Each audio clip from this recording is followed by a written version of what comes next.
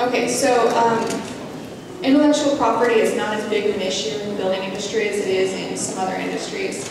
And this is partly because no matter how many tricks you have up your sleeve, every situation is so different that you can't apply it exactly. So basically the main source of reward is your reputation ranking. And we're using some models that are being used in the software world for their technical forms as inspiration for how to structure that. But then what I didn't have time to cover is that after launch, we'll be enabling some features that turn it into a service marketplace so that actual money is exchanged between parties for complicated questions. I have a question on the product R&D in terms of the globalization, localization, since this is a global engagement. In Japan, for example, people want to participate in that world versus in English, it's like China. So can you tell us a little bit more about your architect, your product, localization and globalization aspect of it? Yeah, so this business was not conceived as being specific to any particular country. So that's why it's applicable to this idea that China is a major player in the world economy. And so it cannot be ignored and must be embraced. I have to admit that we didn't think a whole lot about localizing it for China until we heard about this competition, and it got us thinking about exactly that issue. So we're going to be initially launching it as generic English language based, and we are now seeking venture capital funding so that we can do things like localization. You can contact us if you're interested in giving us money at hello@openingdesign.com. How big do you think your addressable market is? Really big. So in the United States alone, the construction industry is over $1 trillion every year. And globally, architecture is about a $155 billion a year industry. So we generally capture about 10% of construction as fees, and then we outsource about 40% of that to our general consultants, structural, civil engineering, that kind of thing. So we capture about 60% of that 10% fee. And right now we outsource a little bit of that to basically people in India to do drafting and things like that. And so I think that outsourcing has not seen its full apex in the architecture industry because it's so difficult to do and there's no online platform for it right now. Okay, can you talk about the unique value proposition that your company has? In other words, what would prevent two smart people from doing the exact same thing that you have right here? And on top of that, can you expand on the business model a little bit more in terms of how you're going to generate revenue? I'm sorry, I missed that last part. Expand on what? Your business model. Oh, the revenue model. Yeah. Okay, so there's not a whole lot to stop anybody from copying anybody else, I guess, in this world. Right now, we are the only forum for the building industry that has any visual platform at all. So we have that. We'll be the first to market with it. It's launching next month. So the revenue model, we have 3 or 4 things going on. First, the service marketplace will be taking a commission from connecting the technical experts with the architects. So each of those transactions will get a cut from.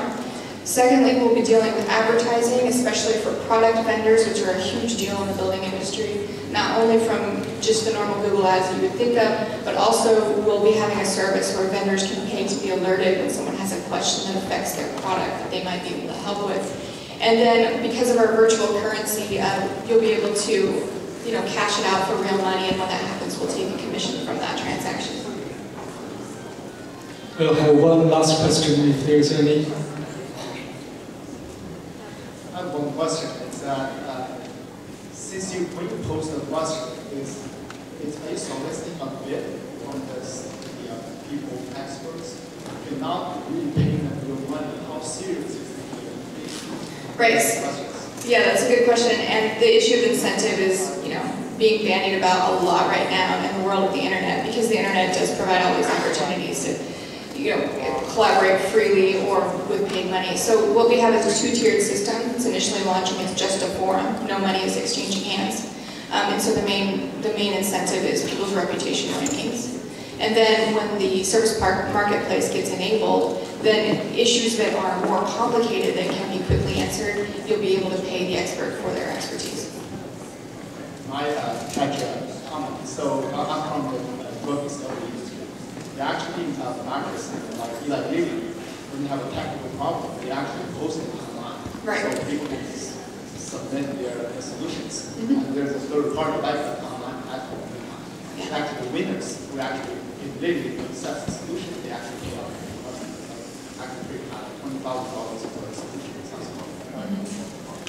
Yeah, we're drawing heavily on the software world as inspiration. It's a business model that we know works in other industries, so why not in ours?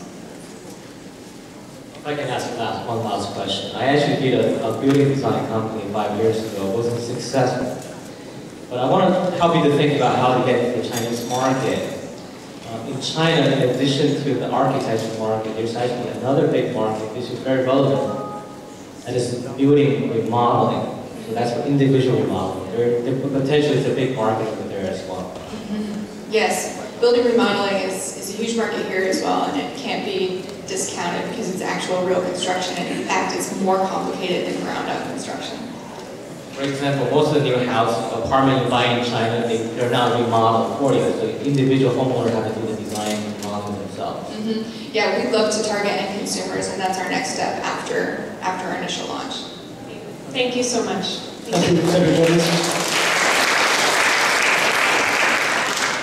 I'm sure you'll agree that our first 3 companies were extremely impressive. Oh, yeah, indeed. And next, let's hear from our first keynote speaker, Dr. Chen Liu. I'm delighted to introduce Dr. Chen Liu.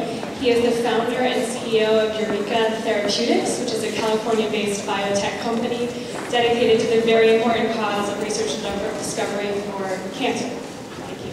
Let's welcome him. Is there a pointer control of the slides?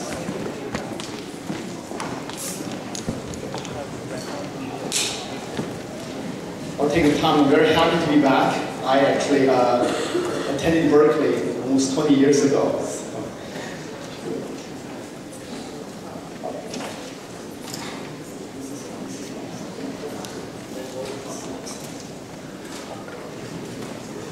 Okay. So my topic today is actually to emphasize on the innovation, the importance of innovation for the Chinese re-emergence as an economic power. Oops. First, let me allow me to walk you through some history. Recently, there's lots of talking about China as an emerging economy. Actually, if you study history, you will know that actually it should be defined, more accurately be defined as re-emerging. This is actually a paper published in the World Economy. We look at China's economy as a percentage, GDP as a percentage of world economy. As you can see, as almost 80% of the past 22,000 years of Chinese history, China has been a powerhouse in its economy. So as when Jesus Christ was born the year, China actually accounted for a quarter of the world. And throughout the first almost 1700 years, China has been actually dominating the world economy. However, as you can see, in the past 150 years, with a big dip of how much China contributes to the world economy.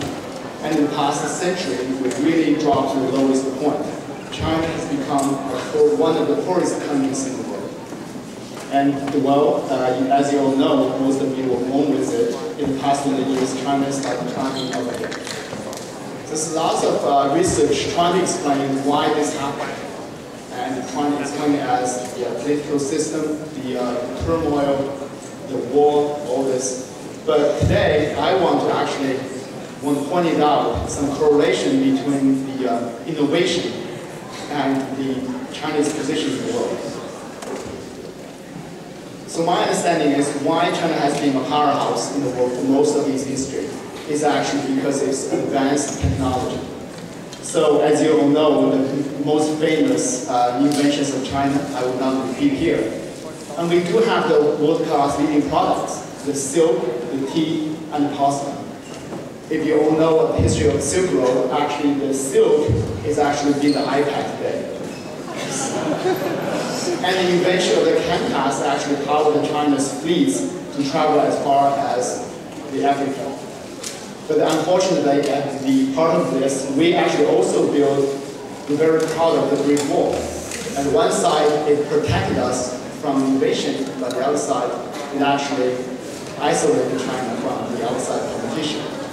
Then what happened in the past 200 years? Oh boy, this is not a flash, flying here. It's all covered. Then let me walk through. You all know about this history. When Newton was born, that's actually, I think, it spells the downfall of China. And then followed with steam engine, the train, the boat, the train, the light bulb, the cars, the industrialization, the assembly lines, the television, the iPhones, the internet, and then the iPad. I just want to challenge you, my fellow Chinese here, and none of this, unfortunately, was invented by a Chinese nation. So I think this is why we go behind the world. And now China is really re-emerging as an economy, as a powerhouse. But what is powering this re-emergence? We rely on the market because we do have the 1.1 billion people. We do have an unlimited supply of cheap labor. And now people saying we have some money because we have $3 trillion of foreign reserve. But is this really the answer for China's re-emergence as an economic powerhouse? I actually think no. We invented the canvas, but we failed to invent the GPS. So until the day we Chinese can be a leader of innovation again, our current model, our dream to become another leader, another time to become the leader of the world, I think cannot be sustained. So there's nothing wrong to exploit Chinese market. It is a huge market. There's nothing wrong to use to tap into the labor market, the cheap labor. There's nothing wrong to utilize the Chinese currently all of a sudden available capital. But I do say you here at Berkeley, the top, the elite class, you should have higher dreams, aim high. You should go for innovation. Until China, one of you, 20% of Chinese people account for 20% of the world population. Until the day we have to at least account for 20% of world innovation, we cannot be a leader in the world. So I'll stop my talk here, so kind of sobering. And the final saying is, I think the title, I challenge today's topic, shouldn't be made for China. It should be made for the world. Because there's no limit. As the council said, there's no limit for innovation. iPhone was never invented for America. It was invented for the world. So I leave my talk with a few practical tips to share with my fellow entrepreneurs. Thank you.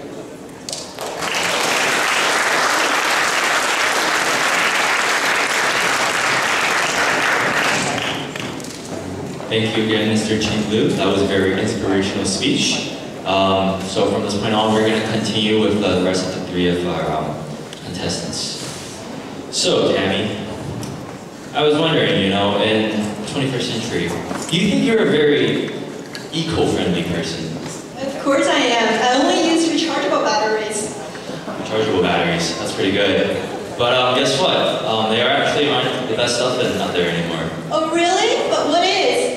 Well then, I guess we would have to invite our next group of contestants in Print Energy, and they would share with us. So we're going to have Print Energy come up. Welcome.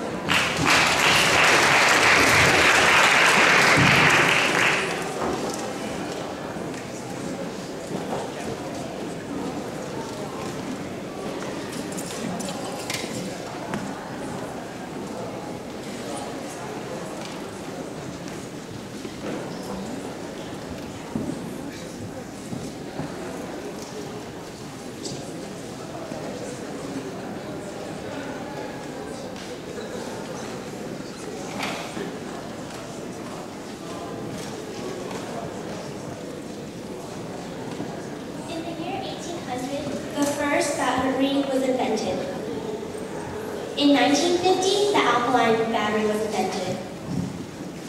Today, we present to you the battery of tomorrow, printable batteries. Good evening. My name is Elaine.